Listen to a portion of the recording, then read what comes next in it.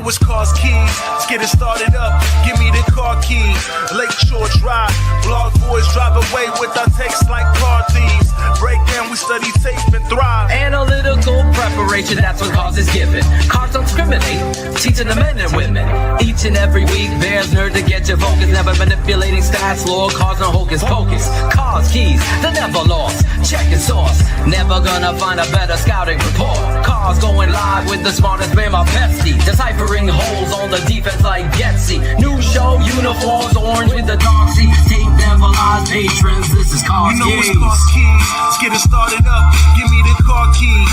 Lakeshore Drive.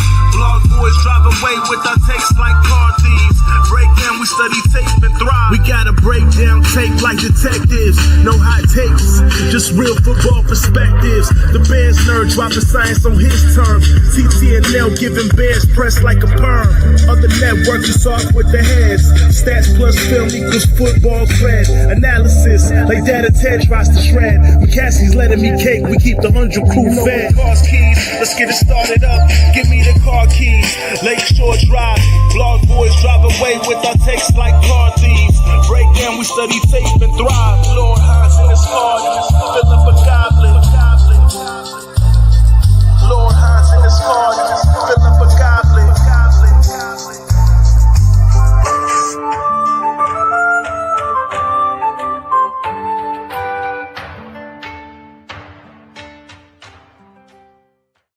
This is Cars Keys, first place Bears Packers game coming up. Fuck Green Bay and everybody associated with them. That's how I feel.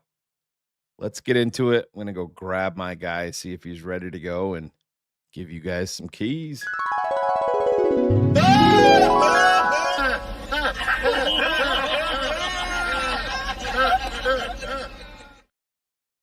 Cars. What's Fuck the going Packers, on? right?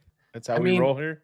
I mean, when that chant starts midway through the third quarter of a meaningless, at that point, Browns game, I think it tells you where everybody is focused.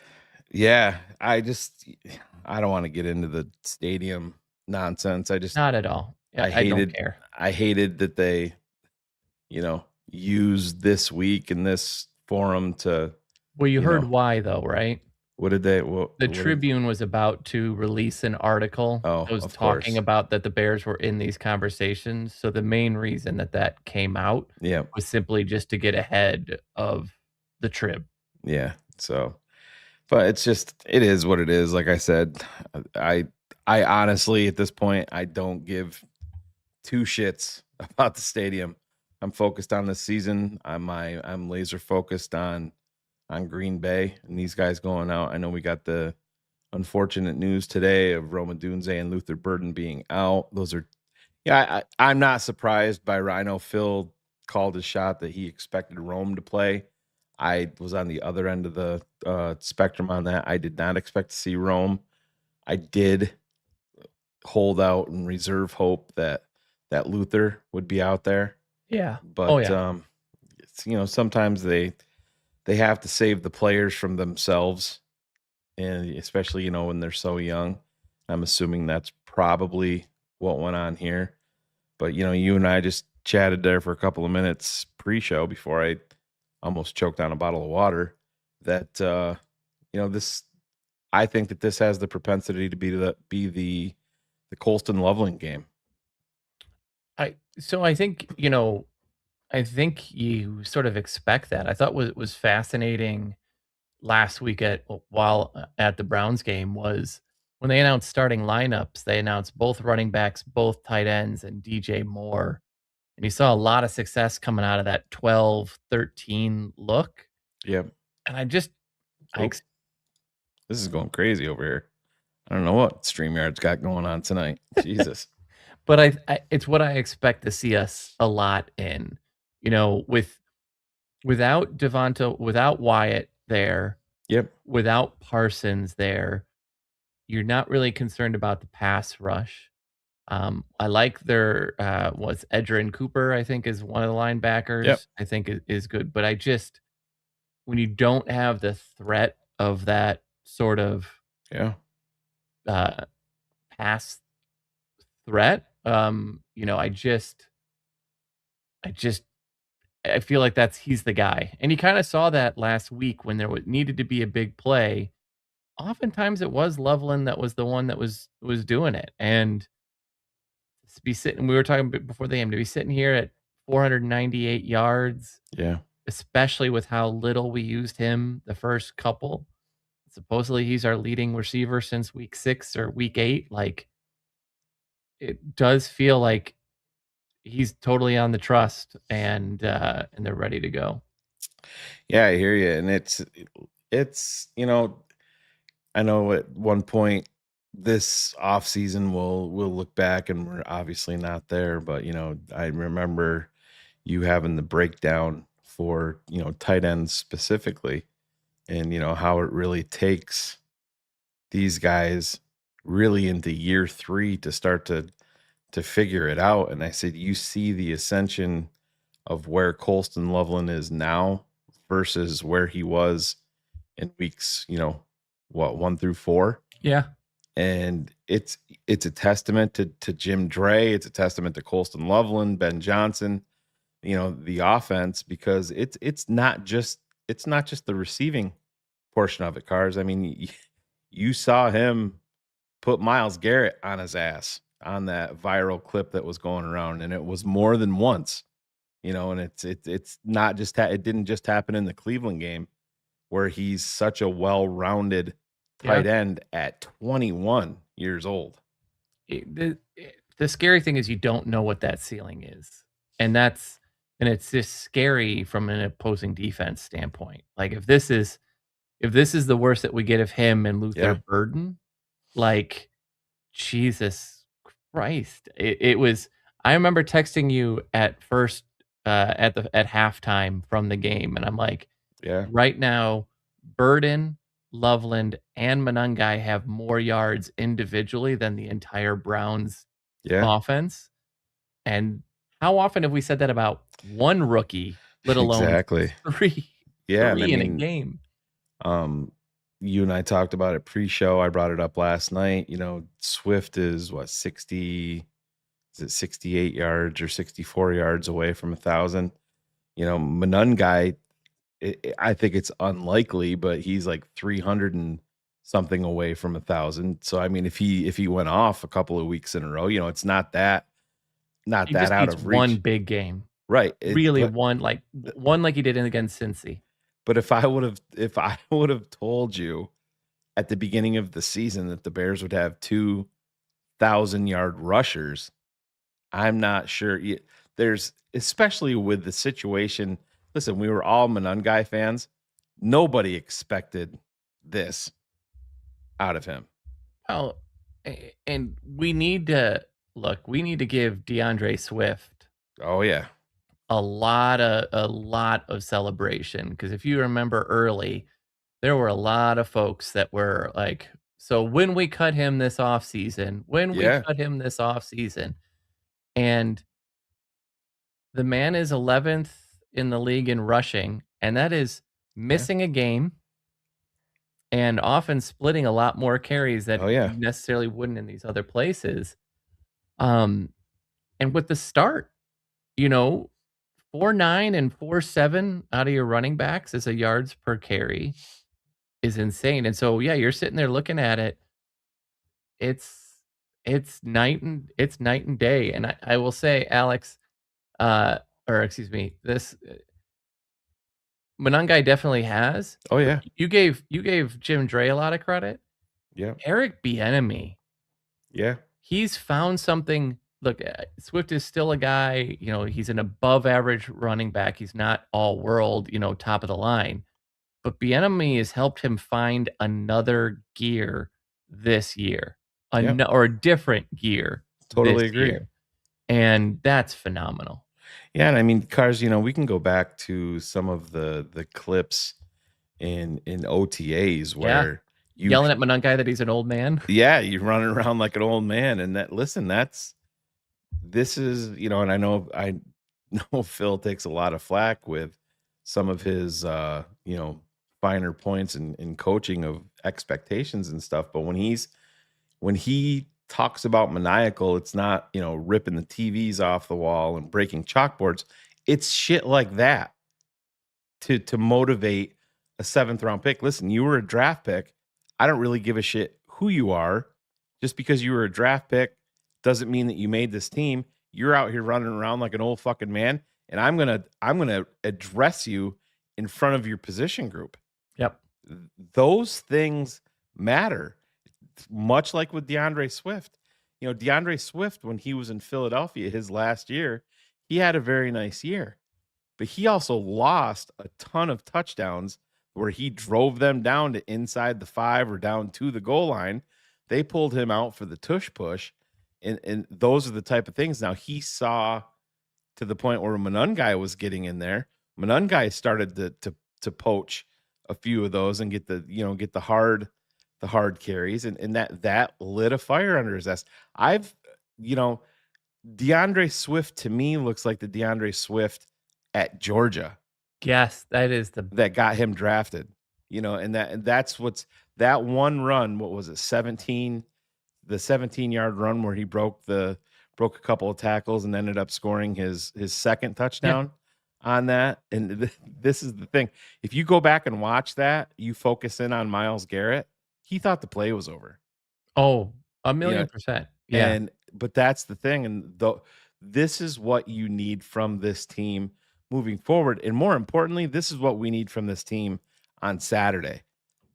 Green Bay knows the position that they were in when Micah had to be pulled off the field to get a blow, and the Bears were controlling the possession of, the time of possession in the second half because of their running game. That has to rear its head again here on Saturday night. Well, I think you're absolutely right. And I think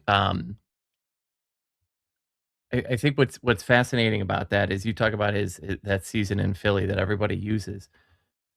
He's averaging 6 more yards a game, and he's averaging nearly half a yard more per rushing attempt than he did with that Philly team.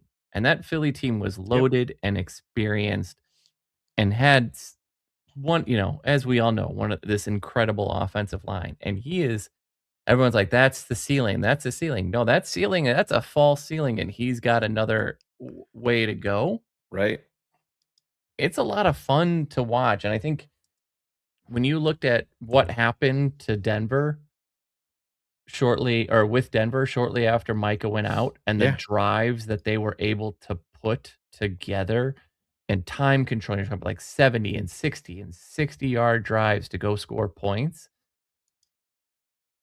Without Micah, there's not a lot. I was saying this before, and I've shared this with you, but you look at Rashawn Gary's numbers, right? You see 7.5 sacks and you see 17 QB hits, and you go, you know what? You still got a big pass rusher over there. The problem is for them, his last sack was October 26th. Yep. Right. Since that point in time, he's had 4 QB hits in that period. So this is not the same player that he was before, and they've always paid him to be a better pass rusher than he truly is. Yeah, and like you said, we're talking about the revamped Bears O-line, and this is the point where we're at with this team. We did talk about this last night too. Early on in the season cards, there was some concern about Drew Dahlman. On my end, he didn't look like the guy that Ryan Poles invested a bunch of money into. He didn't look like he was, earning that contract. Same with Jonah. Yeah, exactly. To me, Jonah, early on looked out of shape. We were very vocal about that. And, Olin Kreutz thinks that Jonah Jackson should be a first-team All-Pro, along with Tooney. And it's shown. Yeah. Like, what was it, Howie Long? Yeah. That there are only 5 good offensive lines in the NFL, and the Bears have one of them. Yeah. And it's even just hearing that is hard to grasp. I know Bears fans, and especially young Bears fans, And we definitely don't fall into that category anymore, Cars. Good God. Our old asses, but you know, we always look back to 2018 and what if the double doink, and I still go back to Chris Long talking to Kyle Long. You know, Kyle Long's like, I feel like we could have won the Super Bowl, and Chris is like, nah, you guys were too soft up front, talking about the Bears offensive line. You don't see that now. You have a bunch of guys out there, and I mean, obviously Ozzie Trapillo being the weakest link, just more so based off experience or inexperience. But you have a bunch of guys out there that will beat the literal fuck out of you and laugh in your face and then just line back up and want to do it again. And I go back to Caleb calling Darnell Wright, his Avenger is Bucky because he's one arm.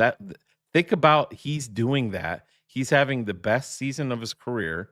Obviously, the continuity along the line helps him out, but having the best season of his career, playing with essentially one arm, it's crazy.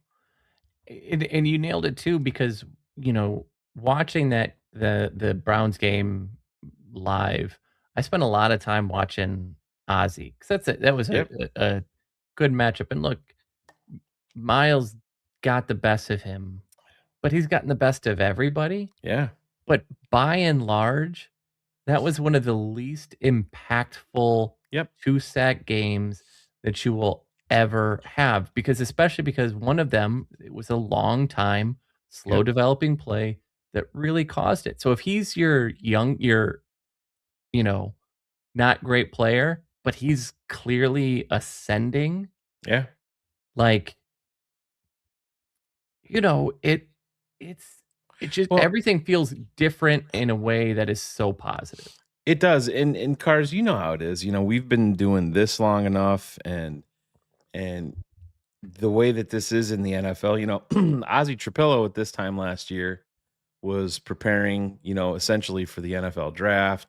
Didn't know where he would be until the end of April. At that point, the Bears did have Joe Thuney, but Joe Thuney didn't know anything about Ozzie Trapillo.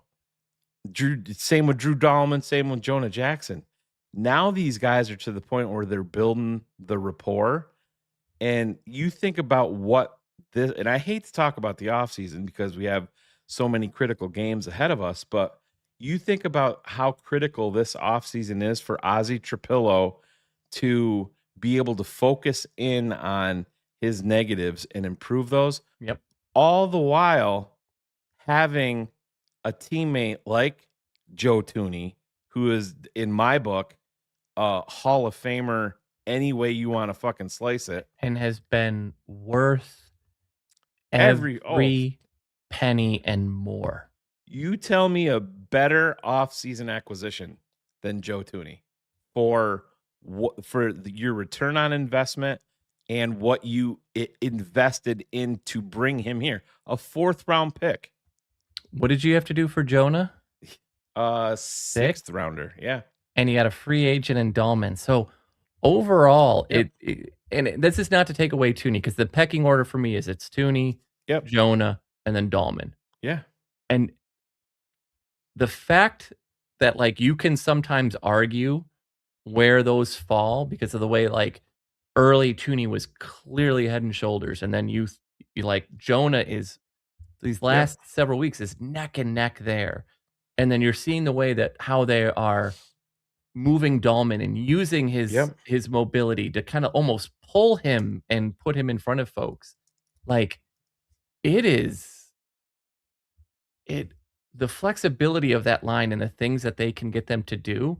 And I know you've probably saw it, and I know oftentimes it's a moment, but there were 2 or 3 plays where the Bears put Cole Kmet on Myles Garrett. I know. And he held his own. Well, the one time he did the same goddamn thing that Colston, that viral clip, Cole did the same thing, because Garrett wasn't expecting it. And that's the thing. And that is complete buy-in from the top down. And that is what is absolutely critical because Cars, you know what?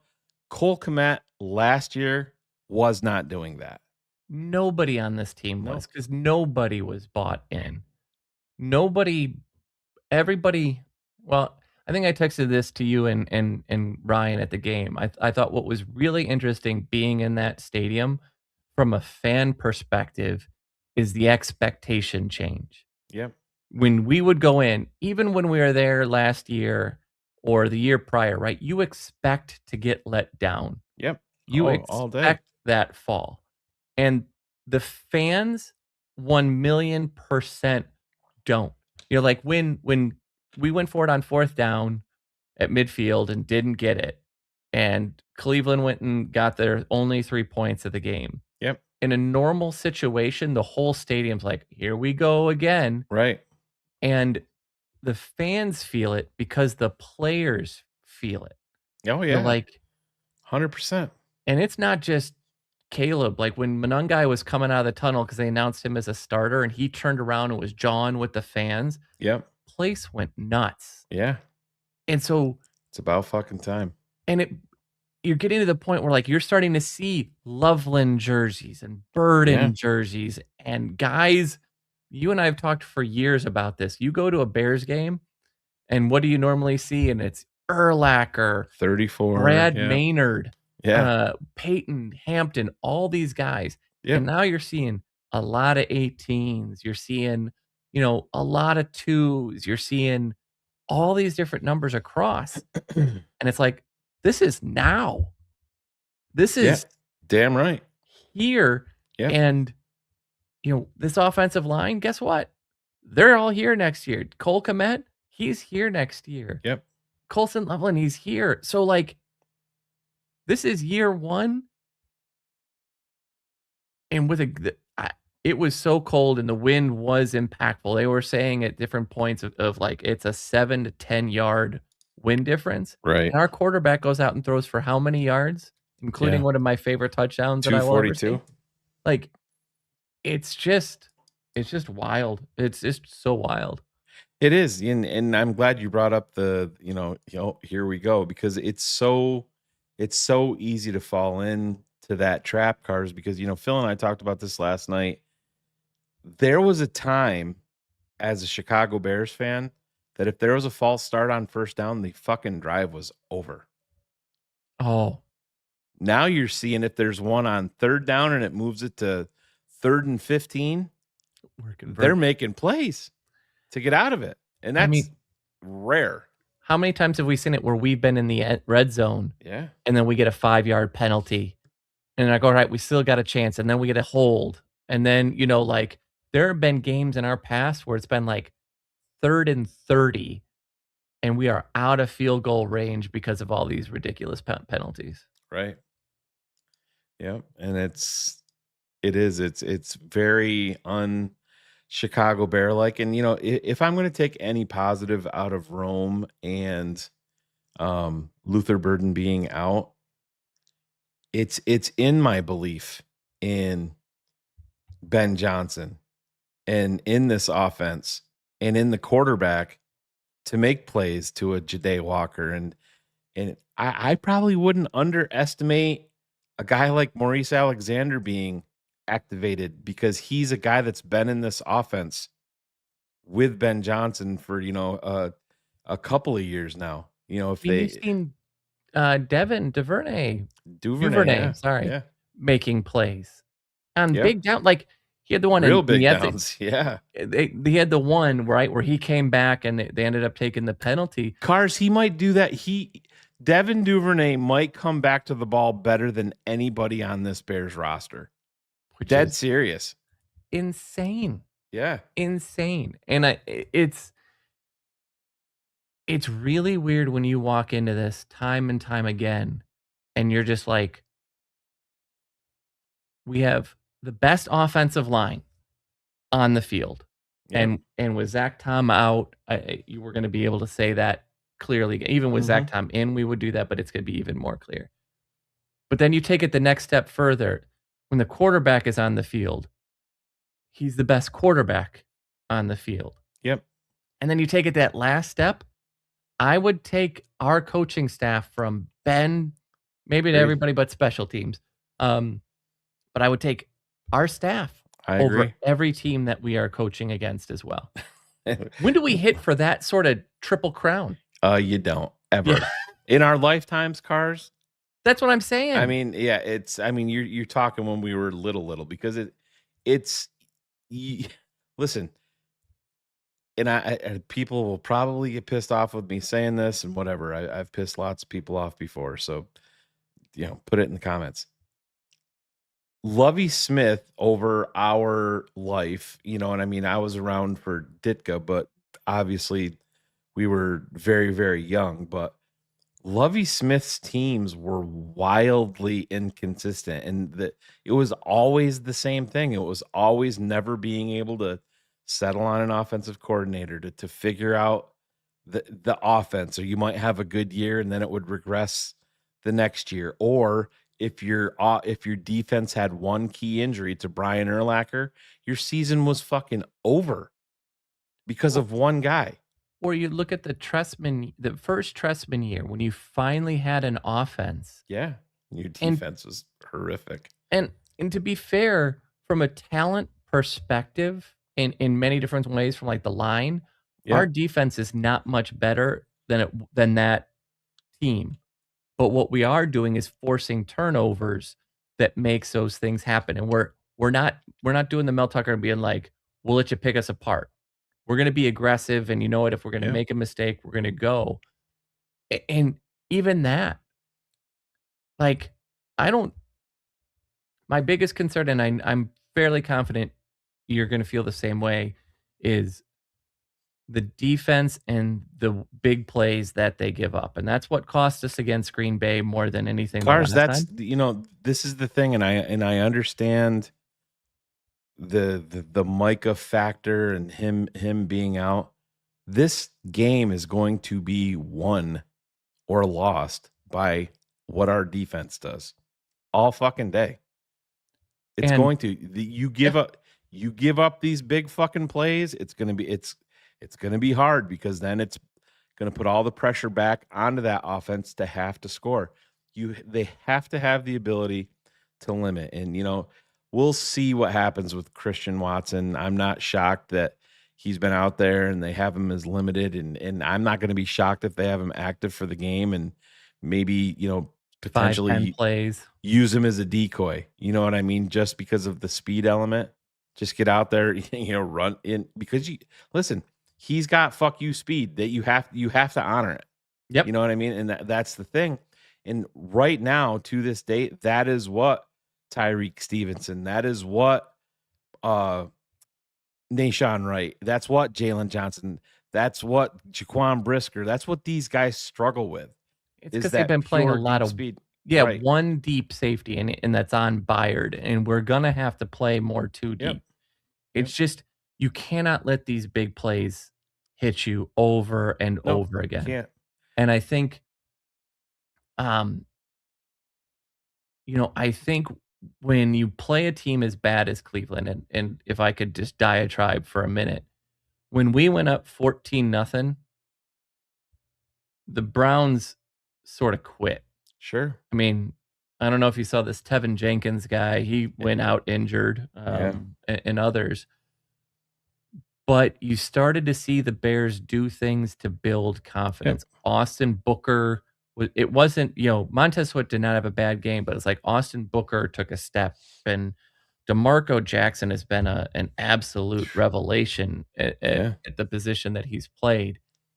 And you just started to see these like little confidence boosters. And it's not like for like, but like Grady Jarrett got his first sack, right? Yeah. Dexter made a big sack. Like, those things make a difference because you're building confidence and you can understand where it is. So we're going to be playing at a higher level of confidence, plus doing so at home for 50, not a full stadium. That place was loud. Yep. Appreciatively loud. It's not like if the Bears just go out and get the ball first, pound the rock, do a long drive, the stadium is going to get loud.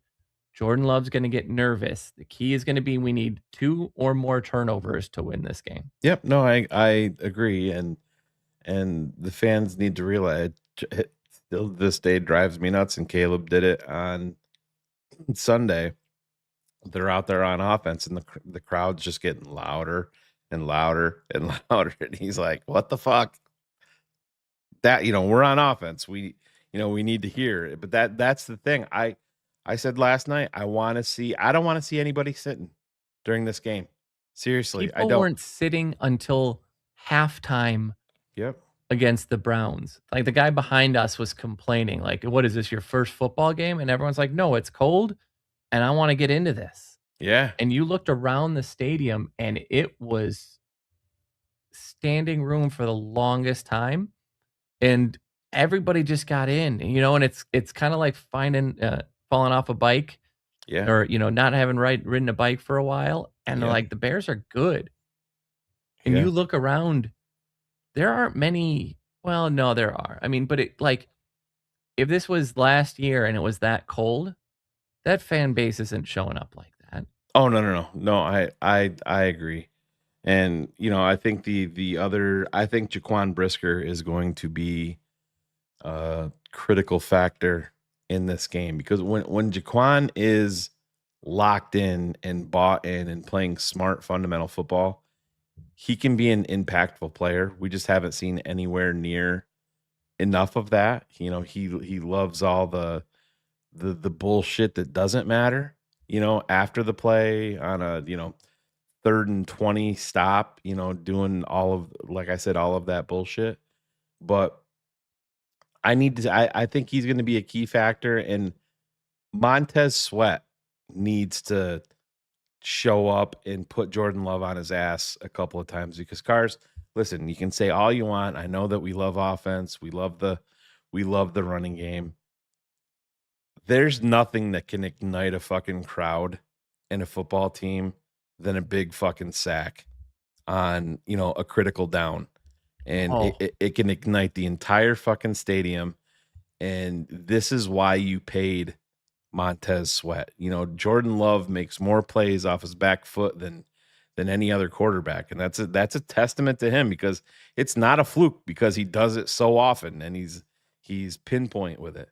But Montez Sweat's got to get home a couple of times against this offensive line and make an impact and make Jordan Love feel his impact. Well, so not that I disagree, but I expect this to be another extension of an Austin Booker game. Yeah, well, you know what I mean? Either one works, yeah. No, and so what I mean by that is you're seeing him pick up confidence. You look at that number and it's 4 QB hits and 2 sacks, and we were laughing at that game on Sunday because Cleveland, what are you doing calling a timeout with 19 seconds left on the clock, trying to score a meaningless touchdown? And when Booker got to him, that place erupted. Like, meaningless sack. Meaningless.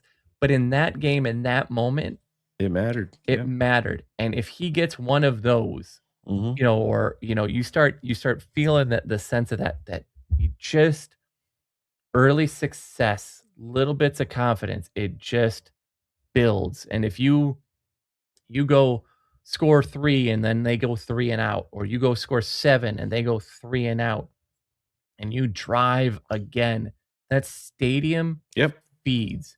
And Jaquan is really good at feeding into the fans right now. Yes. And some of the offensive players are really good at feeding into those fans. And it's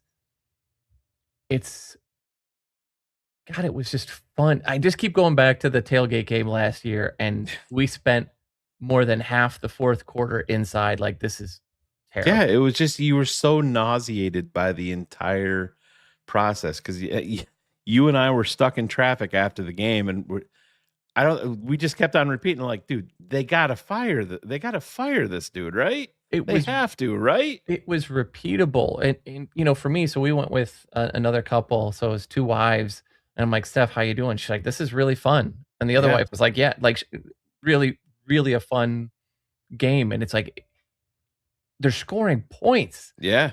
They're Welcome putting to together 2025 football. crazy drives. Yeah. Right? Like if my wife, who does love the Bears, please don't get me wrong, but is like excited to go and willing to go sit in minus degree temperature to go watch them. Yeah. That sort of just tells you the difference of everything. Hey, believe me, my kid's mother fucking hates everything about me, which is I'm perfectly content with. But she's even like, what's going on with the Bears? I'm like, yeah, you know.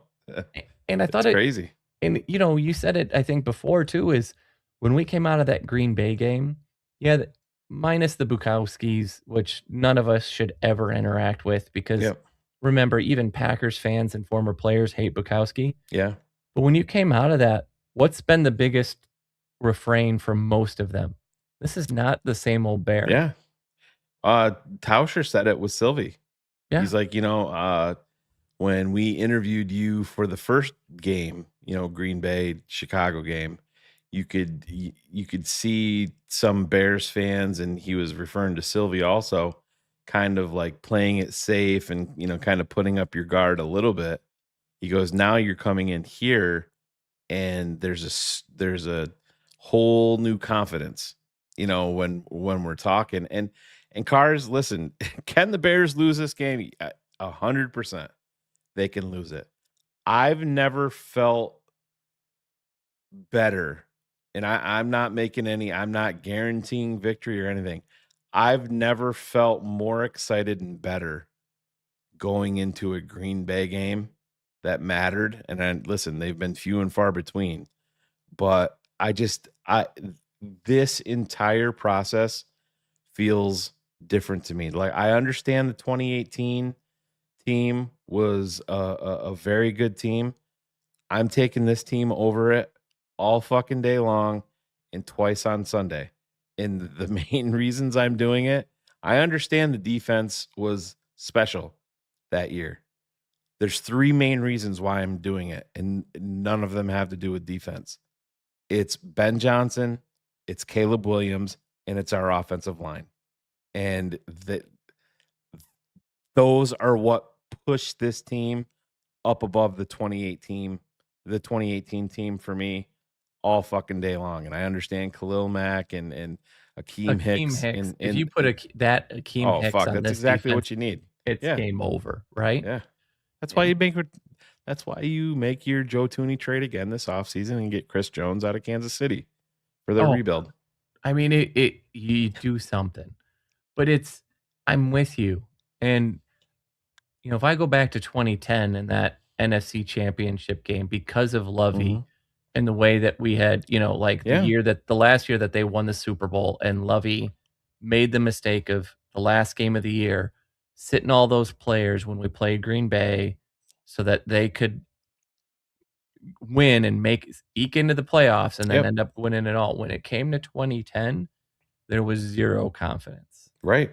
Like, I just knew it, and I've told many people when Mike Martz ran a Earl Bennett reverse inside the red zone, I got up and I walked out because I knew what was going to happen at that moment. Yep, you just knew. I stress watch only one game, and it is the Packers. It is extremely hard for me to watch from a stress perspective because we just always shit down our pants, pant leg, every time. And this is going to be a week that I'm going to actually predict us to win. I did. But I also admit it is also a week that I'm sitting here saying, this is not going to be, we're going to get blown out. Right. This is not going to be that Detroit game early on. This is not going to be this. This team has made so much improvement. And the young players, your quarterback is ascending right now. Right. Your offensive line is ascending. Your run game is consistent. There are all these things out there. I just know that we're going to show up. Yeah. And I think, I think I would be less inclined to predict a Bears victory, just to be candid, if Micah was still there. But now that that's there, you just there's not a player on that defense in the front seven that you fear. Yeah. Xavier McKinney is probably the only one that you truly worry about, but I don't worry about a corner. I don't worry, Oh yeah, it was Micah all day. he elevated, right, which is what you picked for him to do. And it just it's going to come down to our defense, and for whatever reason, and I keep repeating myself, that makes me feel better. If we lose like we did the last time against Green Bay, but our offense performed and it's because of our defense giving up big plays, I still feel better because it's usually that our defense plays really well and our offense can't score a point. If it's the opposite, we've always talked. This whole season is offensive growth. Whatever we do for offensive growth matters. And Hendricks, if you missed my stat early, no sacks for Rashawn Gary since October 26th. None. 4 quarterback hits. It's just not the same. And that's playing with Micah Parsons, by the way. With Micah. Yeah. And that's gotten worse because with Wyatt out, who had done a fairly solid job. There's just, you look across that defense and it's like, maybe, what is it, Edgerrin Cooper? Yep. Maybe. I'm not like, Quay Walker is fine. Like it's nothing, but it's like, now this is like Bears teams of old where it's like, we got a really good safety and shit else in front of them. Yeah. Yeah. So before we get into your stuff here, I don't really have a lot of stuff poking around, and so the ESPN Football Power Index, they do all their simulations for the season, and so they did their Football Power Index score projections for week 16. And what do you think they have the Bears and Packers matchup? Give me a score, a prediction of the score and who wins. Do they have it like 30-17 Bears or something like that? 31-10 Bears. 31-10 Chicago wins. I'm sorry, you said the team's wrong. Yeah, that's like, you know what I mean? Like, no, that's right. It's I'm like, I had to double check, and then so I'm like, well, holy shit, I wonder what they did for week 17. So I went ahead to week 17, and it's the Bears versus the 49ers. And what is their projection for that? I guess 27-14. 12-6. Chicago wins. Wow. Yes, in San Francisco on the road, 12-6. Then you go ahead to week 18, Lions at Bears, and it is Lions 34, Chicago 17 is their simulation. But just like I said, none of that matters. I was shocked by the simulation of 31-10 Chicago. Not even saying that it means anything, but it feels, it's never this strange, right? It's always 31-10, sure, but it's Green Bay, right? Yeah. Like it's even more. And look, we win this game, we're basically controlling our own destiny. You win this game and you have all this hope in the world, because basically all that has to happen is Detroit has to lose one more game and it's done if you win this one. Yeah. And do you want to know who their projection is for our playoff game? Who? Green Bay? Bears versus Packers. I mean, again, 2010 was that way. Or no, it was the Packers Super Bowl year was that way, and wow. They have the Packers beating the Bears in the playoffs, 27-7, after a complete collapse from Bears quarterback Caleb Williams. Well, and their projected Super Bowl matchup is the Los Angeles Rams versus the New England Patriots. I don't see New England. I don't either.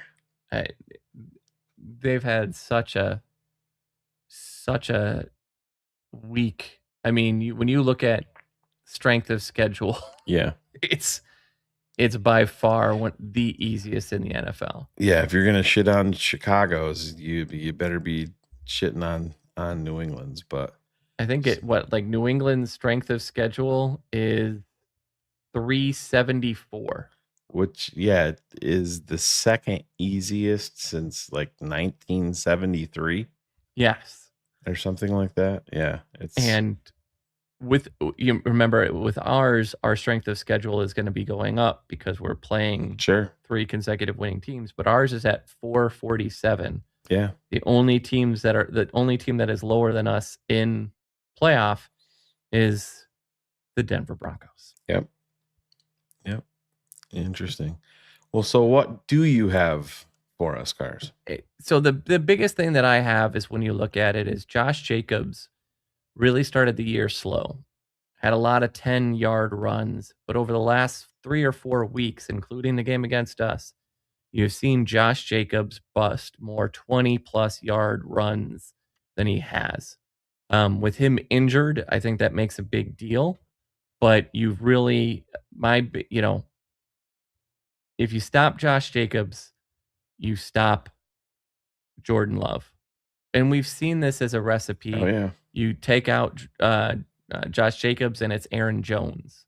And you see this repeatedly. But we got to stop him on 3rd and 2 this time and not give up 21. Yes, that's a big deal.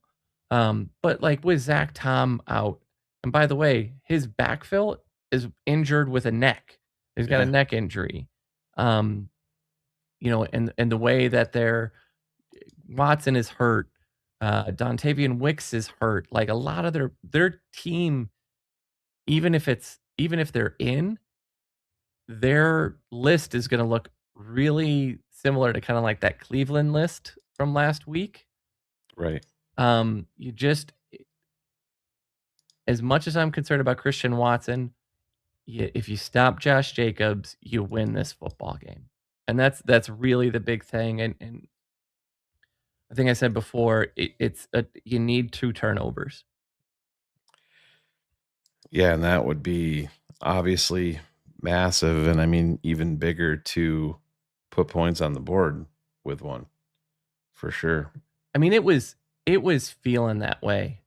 You looked at the awful fumble overturn, and Nashawn missed two different interceptions. He did, yeah, in that game. And I would love to talk at length about how overrated Shadur Sanders is and how I'm glad that story is in ours. But I just feel like you saw what happened last week with Green Bay. Micah went down, and then the shit just fell apart. And you just kind of feel like, that is where this team is trending a little bit. It's similar to Detroit, where they should be farther up than they are. And it's ironic that we're sitting here in a year where they can't be like, well, who have the Bears beat? Well, we beat Cleveland. Did you? Huh? Yeah. We beat these bad teams. Did you? Yeah. No. Huh? So you can't really talk about like, who have you beat? We've beaten all the teams. You can't. But you just look at this and you're like, you get that turnover. You get a second turnover. Yep. You control the clock. I would play keep away as much as I can. Goddamn right. Yep. Just to make them, because what every good offensive coordinator, this is what the Patriots did the first year at a time to McVay in the Super Bowl, where it's like, we know how explosive you are. Why am I going to rush to give you the ball?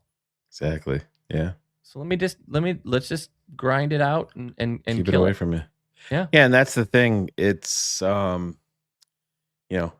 got a little bit of that, juice in him though, where you heard him on the 3rd and 1. They're asking him if he had to do that over, and he's like, "No, listen, on 3rd and 1, I saw 0 out there, and if I see 0 again on 3rd and 1, guess what? We're passing the football. You better get used to it." And I love that. I love that, but still, as a beaten down Chicago Bears fan, it does give you pause. And listen, I love the team. I love Ben Johnson, and I want him to roll with what he's, naturally aggressive, and that's what he is. But what has Green Bay done to us in those situations? Yeah. Oh, They yeah. don't go for the layup. No. They go for the kill shot. And they don't get 2 yards on 3rd and 1. They get fucking 20. They get 30. They get 40. That's the change. And I think, it's funny. A bunch of fans were really upset about some of those play calls, but you heard other people going like, I don't care. He can make it. Go. Yep. Do it. Yep. Do it. So what else you got? And other than that, the biggest difference maker and the true number one wideout for the Packers is Jaden Reed. And he's dinged up. And so, they're a different pass offense when he's in versus when he's out. So you really, Jaden is the guy that I'm most scared about from a down in, down out. But you mentioned Watson as that explosive play. If you're going to have to play physical, you're going to have to hit. But if you limit what Jaden Reed does, this defense is going to have a tremendous game. The Seattle Seahawks just tied the game up at 13 with the extra point to go. I'll tell you that if I look at this, the Rams, to me, are the best team in football this year. Oh, I mean, yeah, I think they're the most. It's hard to say the most consistent, but overall, I don't think you're wrong at all. And if you go to a playoff, and let's just say it's these same two teams, are you going to trust Sam Darnold or are you going to trust Matt? I don't trust Sam Darnold. No, I don't. I still can't.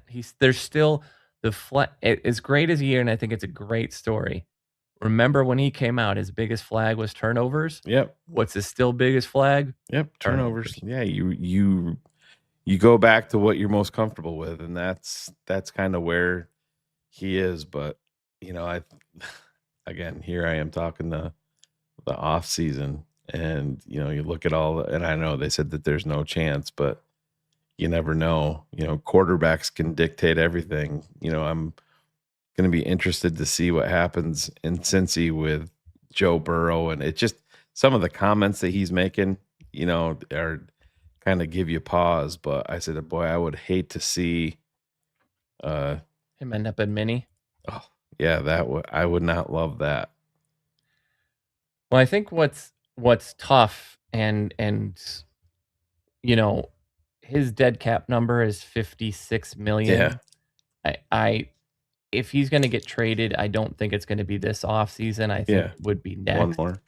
Yeah, and I could see it, especially if they fire Taylor.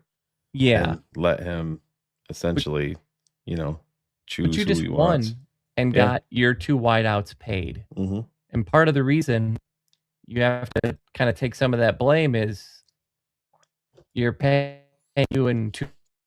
There's a reason you can't have an offensive line. Yep. You got anything more, Cars? You got anything more? No, it's a quick night. Yeah. No, that's it. So yeah, we're gonna get out of here earlier than normal, guys. Like I said, it's been a long ass week for me already. And I know Cars too, but give us your prediction and for the game score and your bold prediction for the game before we get out of here. Can you hear me? Oh, did we lose him? We have no audio from Frozen Cars. Uh-oh. Can't hear you. We lost your audio. Might have to reboot. Well, we'll give them 1 second. What do we have here to play? Can we play this? I love balls. Give me some fucking names. Give this kid 2 fucking games. Give me some fucking names. Did that work? Oh, I guess we're gonna wrap it up here. Are we wrapping it up here? Give me a thumbs up if you're. Can you hear me, Cars? Oh, even his feed is bad. So, all right, we're going to get out of here. I will share with the patrons what Carr's prediction and bold prediction is for the game. That being said, we will be live on BHL as soon as the game goes final. If you are not a patron, head over to thetapeneverlies.com, sign up, become a patron. DDP had a 2-part comprehensive breakdown of Bears versus Browns for all of our patrons today. That it was a great watch. Help you become a better, smarter Chicago Bears fan. But like we said, let's go. This is what we've been waiting a long, long time for. Bears versus Packers. Let's get down for a crown. Let's see. You guys ready? Like I said, I'm going to close this out the same way. I know I'm ready. Let's go.